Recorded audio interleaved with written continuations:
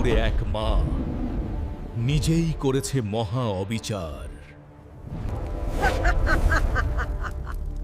অবাধ্য হলে এমনই হয়। মেয়ের উপর অবিচার, এই পাহাড়পুরে না। অবিচার যত কালোই হোক, সবুজ শক্তি ভাঙবেই। হাল্ক! পাহাড়পুরে কি কাণ্ড! মেয়েকে বানালো বিলে। উল্টা বিচার দিল। এইটা ভুল জায়গা। শেষটা দেখলে মাথা ঘুরবে। এই 2 হাত দিয়ে পাহাড় ভাঙতে পারি, কিন্তু এই পকেটটা আজ আর খুলতেই চায় না রে।